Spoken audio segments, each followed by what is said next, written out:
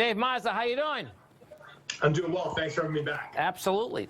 So, we have, and we were talking about the Exchange newsletter, Dave, and it's pretty cool, man. One of the top ones is like different market, same lead is tech ETFs, right? Yeah, exactly. It's basically been the same stocks that were doing well before the sell-off have started to come back in full force. And that's tech, really, right? Yes. Semiconductors, really the kind of cyclical and secular growers that we saw. With that being said, last week we saw the biggest rotation for financials relative to tech since the 2016 election. Oh, that's as investors cool. are weighing, should they shift to even more cyclical names, more beaten down names. But of course, that trade got slammed right in its head on Thursday, and now we're back again to what had been working before.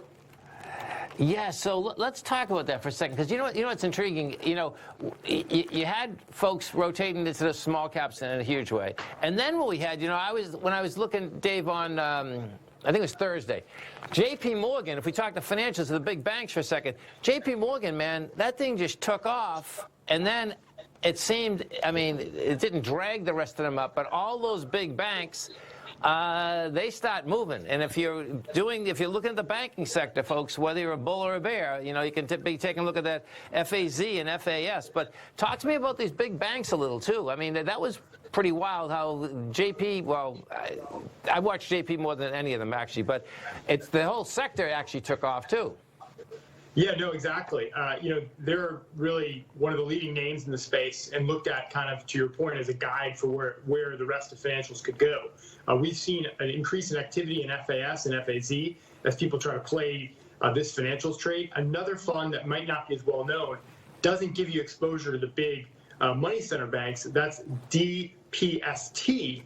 So that's actually a 3x bull exposure on regional banks. That's an area where we saw a significant run as people did make that rotation, especially into some of the smaller banks that had been so beaten up during the worst of the sell-off.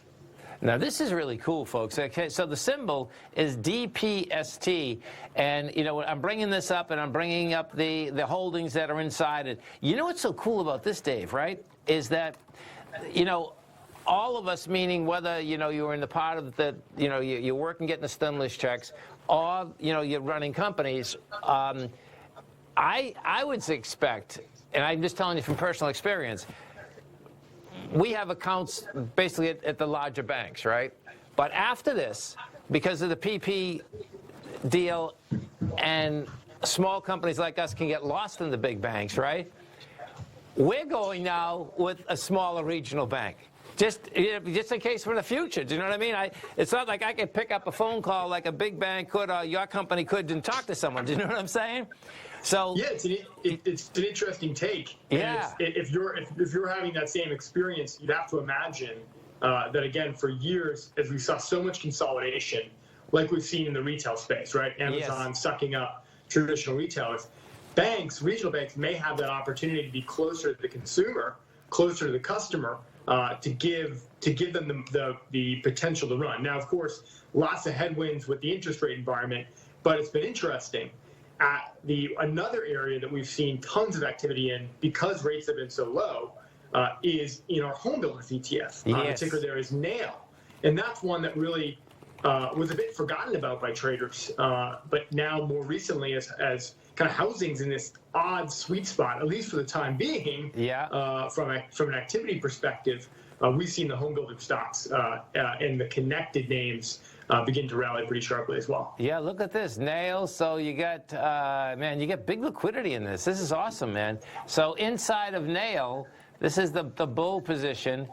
Yeah, you got, of course, in the home building business, you got the home builders, you got Home Depot, Sherwin-Williams, man, that stock blows my mind. I spent a huge amount of money on paint anyway, but it's just amazing that you can be a paint company and do so well. You know what I'm saying? It's like, oh my God, crazy. Well, people, just like there could be this again opportunity for regional banks. We know the stores that have been allowed to do open because there had been some pent-up demand for some spending have been many stores like Lowe's and like Home Depot, where people can, if you're going to be home, you can maybe finally get that project kick-started that hadn't been there. And so, yeah, we've seen traders moving very quickly. Nails grown in size tremendously, and the liquidity has as well, as people have, again, said, hey, there's a little pocket of opportunity here in home builders that maybe I can put into my radar alongside some of the other funds that they might already be using from Direxion. Totally. You know what I dig, and I haven't traded that yet, and I'll get my head wrapped around that. What I like about that, it's almost like the energy sector. And what happens, folks, is that if you can get your handle on 3 or 4 of those decent stocks inside the holdings, you can get a better understanding of, we know that we never can be right or wrong, but the probability is you'll have a better grip as to where it's going. I love ETFs that basically have, basically 20 decent equities in it. You know what I mean? Because check them off. This up, down, don't know, up, down. Do you know what I mean? But you do a little 20 minutes and you kind of figure out where you think you're going to go. So talk to me about also the aspect of inflation, stagflation. What do we have out here for inflation and stagflation? Well, look, I mean, the question about when inflation is coming has been on investors' minds for so long. Yes. Traders have tried to take advantage of it many times in a difficult way because rates have just been on that one-way path as inflation's been so low. Our base case is that we're going to see some deflation, some disinflationary pressures in the short term here, right? That's expected. Yes. You saw the CPI print. We know the PCE prints. But here's what's interesting.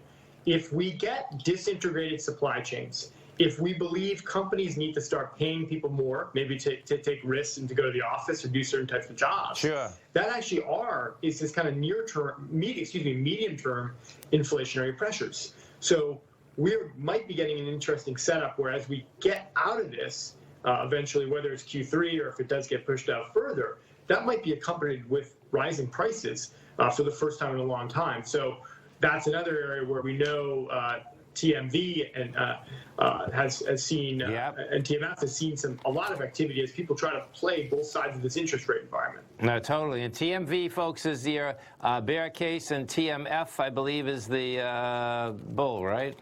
Yes. Yeah, which is, and this is all about, what's so cool about this too, folks, this is about the 20-year plus Treasury. And